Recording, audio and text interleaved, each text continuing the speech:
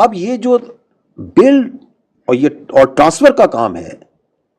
اس میں تمام stake holders کا یہ بھی ایگریمنٹ ہے کہ اس کو مکمل ہونے کی ضرورت ہے، اور اس میں جو لیڈ ہے that is with the local government and the provincial governments, کیونکہ اس میں آ کے انہوں نے وہاں پہ صحت کے، تعلیم کے، روزگار کے، سوشل اکنامک پروجیکٹس لانے ہیں تاکہ عوام کو جو سا ہے ایک روزمرہ کی زندگی میں مصروف کیا جائے۔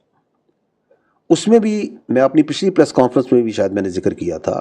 کہ جو پاکستان فوج ہے وہ بڑھ چڑھ کر اس میں لوکل گورنمنٹس کی، پروونشل کی، نیشنل لیول پہ اس کی اعانت کرتی ہے، اور ملٹیپل پروجیکٹس جو سے ہیں تعلیم کے، صحت کے، روزگار کے، انفراسٹرکچر کے، وہاں پہ ان علاقوں میں کے پی کے اور بلوچستان میں پاک فوج کی جو یونٹس ہیں، فارمیشنز ہیں، وہ کرتی ہیں۔ ان کی ایک لمبی لسٹ ہے، وہ آپ لوگ سب آگاہ ہے اس سے اور عوام سے آگاہ ہے۔ لیکن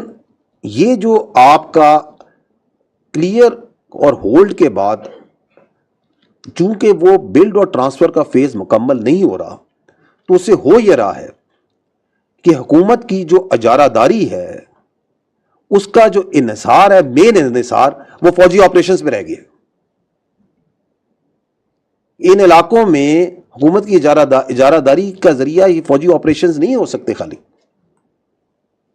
اور اس کی وجہ سے دوسرا یہ ہو رہا ہے کہ کئی علاقے ایسے ہیں جن کو ہم بار بار کلیئر کر رہے ہیں، حوالے کرتے ہیں انتظامیہ کے، دوبارہ جو سا چونکہ بلڈ اور ٹرانسفر فیز نہیں ہوتا وہ دوبارہ کلیئر کرنے پڑتے ہیں۔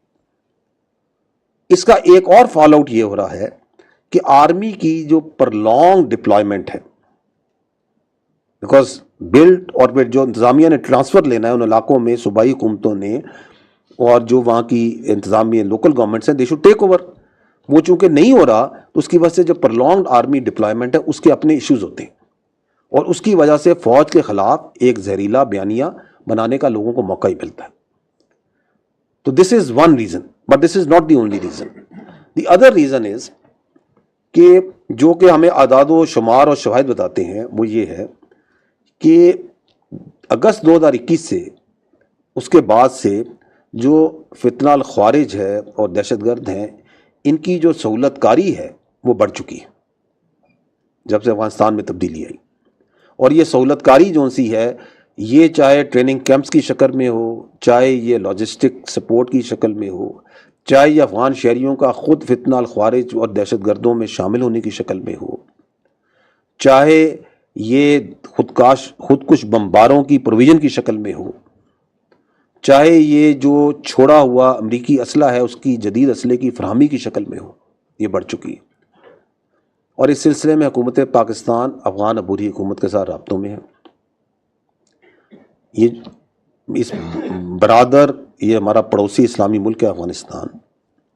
اور پاکستان نے ہمیشہ اس کا بڑھ چڑھ کے ساتھ دیا، اسپیشلی جب بھی وہاں پہ کوئی مشکلات آئیں، اور ہم یہ چاہتے ہیں کہ وہ اس برادر اسلام، پڑوسی اسلامی ملک کو جس نے ہمیشہ اس کا ساتھ دیا ہے، اس کے اوپر خارجین کو قطعاً فوقیت نہ دے، اور یہ وہ خارجین جن کا نہ کوئی دین اسلام سے تعلق ہے، نہ ان کا کوئی انسانیت سے تعلق ہے، اور نہ ہی ان کا کوئی قبائلی اقدار اور رواج سے کوئی تعلق ہے۔ حکومت پاکستان اور افغانستان کے درمیان بہت سی چیزوں میں رابطے ہیں، اچھے تعلقات ہیں، بہت سے معاملات پہ بات چیت چلتی ہے، اور جو لوگ یہ سمجھتے ہیں کہ ان دو برادر پڑوسی اسلامی ممالک میں غلط فہمیاں پیدا کر کے رکھنے ڈال سکیں گے وہ، تو ان کو ہم صرف یہی کہیں گے کہ وہ خیالی دنیا میں رہتے ہیں۔ تیسری جو ایک وجہ ہے، یہ جو بڑھتی ہوئی دہشت گردی کی آپ نے بات کی، وہ میں بار بار اس فورم سے کہہ بھی چکا ہوں کہ جو فوج ہوتی ہے وہ دہشت گرد سے لڑتی ہے، قوم دہشت گردی سے لڑتی ہے۔ اسی لیے حکومت نے یہ جو ریوائز نیشنل ایکشن پلان کی ایک نئی شکل جو حکمت عملی کی عزم استحکام کے نام سے تمام سٹیک ہولڈر کے ساتھ بیٹھ کے پیش کی۔ اس کا مقصد کیا ہے؟ اس کا مقصد یہی ہے کہ جو وہ نان کائنیٹک ایکشنز ہیں which are essential to defeat terrorism in totality، ان پہ عمل کیا جائے، جس میں لیڈ باقی سٹیک ہولڈرز کی ہے۔ اگر ان میں سے تین سب سے اہم جو ایکشنز ہیں وہ کیا ہیں؟ وہ ہے کہ پاکستان کے کرمنل جسٹس سسٹم کو مضبوط کیا جائے، टेरर क्राइम नेक्सस को तोड़ा जाए, जो दहशतगर्द हैं और जो क्रिमिनल माफियाज का आपस में नेक्सस बना हुआ है इसको तोड़ा जाए। और तीसरा कि पूरी कौम यक ज़बान होकर दहशतगर्दी और शिद्दत पसंदी के खिलाफ एक बयानिए पर खड़ी हो। तो इसमें लीड जोन सी है इन नॉन काइनेटिक एक्शंस में भी बाकी स्टेक होल्डर्स की और सियासत की है। हम उनकी हमेशा की तरह भरपूर आनत और मुआवनत करते रहेंगे। तो इन नटशल जो आपने बात की, और बिल्कुल आपका जनमन सवाल है कितने ऑपरेशन हो रहे हैं, क्यों हो रहे हैं, तो मैं आपको ये बताना चाह रहा हूं कि इट इज बिकॉज के क्लियर एंड होल्ड मुकम्मल हो चुका है, बिल्ड एंड ट्रांसफर का इंतजार है और बड़े अरसे से इंतजार है। क्रॉस बॉर्डर फैसिलिटेशन एक प्रॉब्लम है जिसको एड्रेस किया जा रहा है और जिसके लिए बहुत सी बातचीत की जा रही है और एक्शंस लिए जा रहे हैं। एंड थर्डली, ये नॉन काइनेटिक एक्शंस जो हैं which are part of National Action Plan, revised National Action Plan, azm istehkam, in which the lead is with the non-kinetic partners of this campaign, ये जो इंसानी दहशतगर्दी की है, this must be done. So that is what is the reason. Thank you sir. Sir मैं आपसे ये जानना चाहूँगी कि जिस तरह अभी आपने अपने ब्रीफ में भी बताया और अभी इस सवाल के जवाब में भी कि दहशतगर्दी के हवाले से अफवाज पाकिस्तान एक मरबूत ऑपरेशन जो है उसको रन कर रहे हैं, लेकिन मसला ये है कि पाकिस्तान के अंदर मुआशी सूरत हाल आए रोज़ ख़राब होती जा रही है और मुआशी आशारिये ना सिर्फ मनफी में जा रहे हैं बल्कि एक आम आदमी की जो ज़िंदगी है वो इतनी कठिन हो चुकी है कि उसके लिए बिजली के बिल अदा करना या रोज़मर्रा के जो उसके अमूर हैं उसको चलाना बिल्कुल नामुमकिन होता जा रहा है। तो अफवाज पाकिस्तान बाकी और हम ये तो इन नटशल जो आपने बात की, और बिल्कुल आपका जनमन सवाल है कितने ऑपरेशन हो रहे हैं, क्यों हो रहे हैं, तो मैं आपको ये बताना चाह रहा हूं कि इट इज बिकॉज के क्लियर एंड होल्ड मुकम्मल हो चुका है, बिल्ड एंड ट्रांसफर का इंतजार है और बड़े अरसे से इंतजार है। क्रॉस बॉर्डर फैसिलिटेशन एक प्रॉब्लम है जिसको एड्रेस किया जा रहा है और जिसके लिए बहुत सी बातचीत की जा रही है और एक्शंस लिए जा रहे हैं। एंड थर्डली, ये नॉन काइनेटिक एक्शंस जो हैं which are part of National Action Plan, revised National Action Plan, azm istehkam, in which the lead is with the non-kinetic partners of this campaign, ये जो इंसानी दहशतगर्दी की है, this must be done. So that is what is the reason.